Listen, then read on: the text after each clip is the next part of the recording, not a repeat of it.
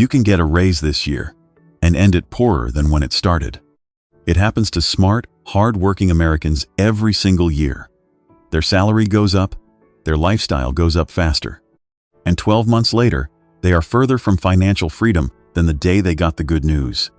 Before I tell you what you actually need to be doing with the money you already earn, I need to tell you something most people never hear directly. Your job was never designed to make you wealthy. Your job was designed to pay you for your time. The moment you stop showing up, the income stops. That is not a criticism of your career. It is simply what a paycheck is. A trade. Your hours for their dollars. Nothing wrong with that trade. But if a trade is all you ever do, you will work your entire life and retire with very little to show for it beyond a gold watch and a pension that may or may not be enough. The Bible actually warned about this a long time before paychecks and pensions existed. Proverbs 23 verses 4 and 5 says, "Do not overwork to be rich, because of your own understanding. Cease. Will you set your eyes on that which is not? For riches certainly make themselves wings. They fly away like an eagle toward heaven." In other words, effort by itself was never the promise. Money earned without wisdom behind it has a way of disappearing just as fast as it came. So the real question is not, how do I make more money? The real question is, what do I do with the money once it arrives? And that question has an answer. There are 4 things worth investing in if you want your income to eventually work harder than you do. None of them are complicated. None of them are a secret code only rich people know. But almost nobody does all 4, and that is exactly why so many hardworking people stay stuck. 1. You have to save before you build anything else. I want to tell you about my own wake-up call. I was 28 when I got promoted into a role that came with a nice bump in pay. I remember opening my direct deposit app and seeing a number that made me genuinely proud. I called my mom. I told my roommate. I felt like I had made it. 8 months later, I sat down to actually look at my bank account, and I had less saved than I did before the promotion. Not because anything terrible happened. Nothing dramatic. I just quietly upgraded everything. A better apartment. A newer car. Dinners out because I could finally afford it. Every extra dollar had already found a new home before I even decided where I wanted it to go. That is the trap. It is not usually one big reckless purchase that wrecks people financially. It is 100 small decisions made on autopilot, each one reasonable on its own, that together eat the entire raise. The Bible actually speaks directly to this pattern. Proverbs 21 verses 20. "There is desirable treasure and oil in the dwelling of the wise, but a foolish man squanders it." That word squander is not about one bad decision. It describes a lifestyle, a steady leak that empties the house long before anyone notices the drain. Saving is not about being scared of your own money. It is about creating breathing room. Financial professionals often talk about building an emergency fund of 3 to 6 months of essential expenses, kept somewhere safe and accessible, not invested in anything risky. That fund is not there to make you rich. It is there so that a car repair, a medical bill, or a slow month at work does not turn into a crisis that forces you into debt. Once that cushion exists, you are free to think clearly about everything else, because fear stops making your financial decisions for you. Here is the part nobody tells you. The amount does not matter nearly as much as the habit. If you can only set aside $50 from this paycheck, set aside $50. The goal in the beginning is not the size of the number. It is proving to yourself that spending everything you earn is not actually mandatory, no matter how automatic it has felt. Once that habit is real, increasing the amount later is easy. Building the habit from nothing is the hard part. And it is the part most people skip because they are waiting to have enough extra to start. There is rarely a month that feels like enough extra. You start with what is in front of you now, or you do not start at all. 2. Your ability to earn is an asset you can grow. Here is where a lot of financial advice goes wrong. It jumps straight to stocks and real estate and skips over the most reliable investment available to almost everyone watching this, which is yourself. Think about it in plain terms. If you invest $10,000 in the market and it grows 8% in a good year, you have gained $800. That is a fine outcome. But if you invest a few months and a few $100s into a certification, a skill, or a credential that qualifies you for a role paying $15,000 more a year, you just created a permanent raise. That raise does not evaporate if the market has a bad quarter. It compounds every single year you keep working. I have a friend, a hospital administrative assistant in Ohio, who spent 2 years taking evening classes for a healthcare compliance certification while working full-time. It was not glamorous. Most nights it meant studying after her kids went to bed instead of watching television. When she finished, she did not quit her job or start a business. She simply applied for an internal position that required the credential she now had. Her pay went up by almost 40%, in the same building, with the same commute. That is the kind of investment nobody puts on a highlight reel, but it is often the highest return available to a working person. A wise man is strong, yes, a man of knowledge increases strength.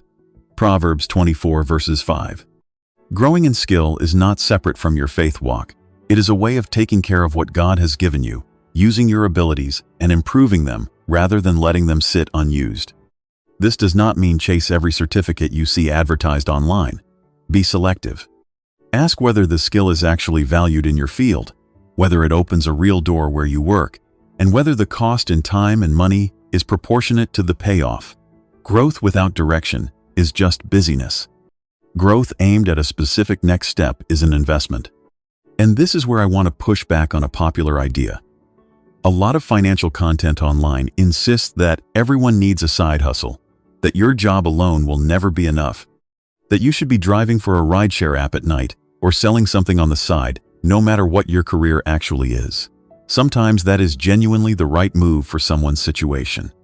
But sometimes the smarter play is investing that same time back into becoming excellent and irreplaceable in the career you already have. A promotion, a raise, or a move into a higher-paying role inside your existing field can outperform a side hustle that leaves you exhausted, distracted at your main job, and running 2 mediocre things instead of 1 strong one. Before you add a second job, ask honestly whether you have maximized the one you already have. 3. Learn to see problems as opportunities, not just annoyances. Most employees clock in, do the assigned tasks, and clock out.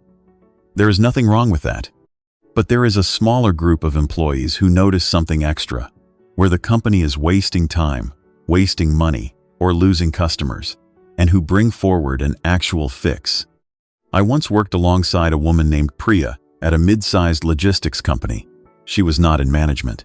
She processed shipping invoices. But she noticed that a huge percentage of billing errors came from one specific vendor's paperwork format, and she built a simple spreadsheet tool that flagged the errors automatically before they went to accounting. It saved the company real money every month. She did not just get a thank you email. She got pulled into a new role designing internal process improvements with a title and salary that did not exist in that department a year earlier. She did not invent a product. She solved a problem she was close to because she showed up in it every day. That is the quiet advantage employees have that outside consultants do not. Proximity. You already see the friction points in your workplace.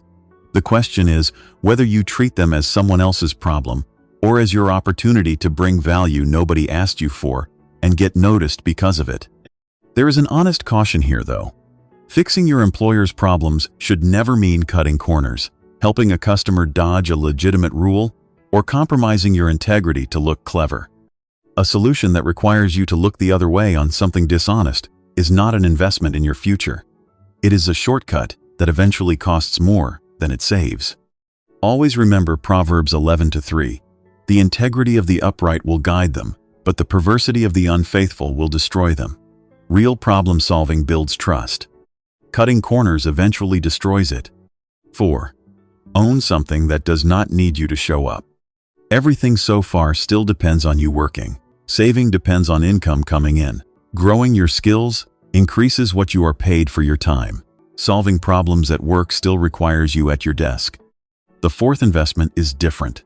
It is about slowly building or acquiring something that can keep producing value even on days you are not personally laboring over it. This is where real estate, index funds, and small ownership stakes come in.